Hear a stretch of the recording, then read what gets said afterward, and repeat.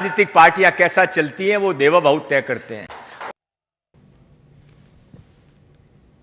नागपुरातल्या प्रवाशांना इंडिगोच्या विमानानं खरं तर पुण्याला जायचं होतं, मात्र इंडिगोनं काल प्रवाशांना मध्यरात्री नागपुरातून घेऊन पुण्याऐवजी चक्क हैदराबादला सोडल्याची धक्कादायक घटना घडली आहे। काल रात्री 11:40 नागपूर पुणे अशी इंडिगोची फ्लाईट होती, मात्र ती फ्लाईट 1 वाजेपर्यंत नागपूरमधून निघालीच नाही।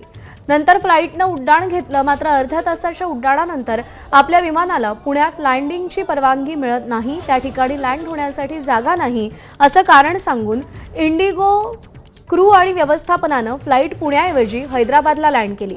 हैदराबादला लँड झाल्यानंतरही प्रवाशांना सुमारे 1 तास विमानाच्या बाहेर येऊ दिलं नाही आणि अखेरीस काही प्रवाशांनी विमानामध्ये गोंधळ घातला आणि त्यानंतर त्यांना हैदराबाद टर्मिनलवर बाहेर येऊ दिलं।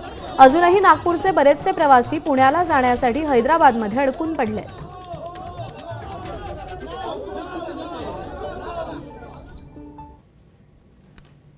आणि इंडिगोची दिल्लीतली सगळी विमानं रद्द करण्यात आली आहेत। रात्री 12 पर्यंतच्या सगळ्या विमानांची उड्डाणं रद्द झाली आहेत। दिल्ली विमानतळाकडून प्रवाशांना संदेश जारी करण्यात आलाय। चेन्नईमधली सुद्धा संध्याकाळी 6 पर्यंतची इंडिगोची विमानं रद्द करण्यात आलेली आहेत।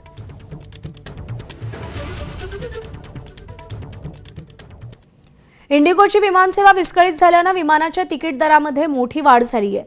दिल्ली ते मुंबई विमानाचं तिकीट तब्बल 70,000वर गेलंय। दिल्ली ते जयपूर विमानाचं तिकीट 90,000वर गेलेलं आहे।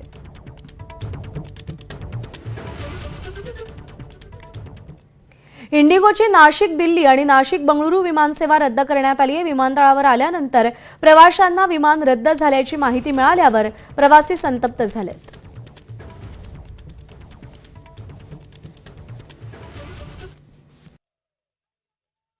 इंडिगोची विमानसेवा नाशिकमध्ये देखील अडखळत सुरू आहे। सकाळी दिल्लीचं विमान हे रद्द झालं आणि त्यापाठोपाठ आता नाशिकहून बंगळुरूला जाणारं विमान देखील रद्द झाल्याची माहिती प्रवाशांना मिळते। मात्र प्रवासी ज्यावेळेस विमानतळावर येत आहेत त्याच्या 5 मिनिट आधी त्यांना माहिती मिळते, त्यामुळे गोंधळाचं वातावरण निर्माण झालेलं आहे। संतप्त प्रतिक्रिया प्रवाशांच्या आहेत। तुम्हाला कधी कळालं तुमचं विमान गेटवर? एक 10-15 मिनिटं गेटवर, गेटच्या थोडं 5 मिनिटं अगोदर कळालं आम्हाला। मग आता आमचं पुढचं पण नियोजन आहे, आता ऐन वेळेस आम्हाला कॅन्सल सांगताय, आम्ही पुढे काय करायचं मग आता।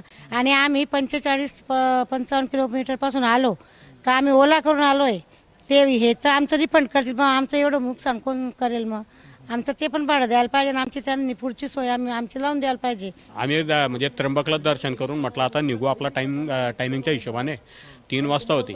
इथे एक 10 मिनिटापूर्वी फोन करता येते की तुमची फ्लाईट कॅन्सल झालेली आहे, तुम्ही येऊ नका म्हणे। आता मला सांगा तुम्ही की येऊ नका, एवढं जे आपण ठरवलेलं होतं की प्लॅनिंग करून की आपल्याला पुढे नियोजन केलेलं आहे आणि ऐन वेळेस ते सांगतायत। आता आमच्यासाठी तर 5 मिनिटं ते काही लेट करू शकत नाही फ्लाईट। ऐन वेळे आता त्यांना म्हटलं तुम्ही रिफंड देत आहेत, पण आता हे जो फिजिकली आणि फायनान्शियली जो प्रॉब्लेम येतोय आम्हाला, याचा हे कोण सॉल्व्ह करेल? हा सगळं त्यांनी द्यायला पाहिजे आम्हाला। कर्मचारी आहेत ते कुठली माहिती देत नाही आहेत, परंतु सकाळी दिल्लीचं विमान हे रद्द झालं आणि त्या पाठोपाठ आता बंगळुरूला जाणारं विमान देखील रद्द होतंय। प्रवासी आता येत आहेत, फ्लाईटची वेळ होते तसंच ते प्रवासी इथे येतात आणि इथे आल्यानंतर प्रवाशांना कळतंय की त्यांची विमानसेवा रद्द झाली आहे। कॅमेरामन किरण कटारेसह मुकुल कुलकर्णी, एबीपी माझा, ओझर विमानतळ। आणि बातमी अमरावतीतून आहे। जिल्हाधिकारी कार्यालयासमोर शिक्षक संघटनांकडून सध्या निदर्शनं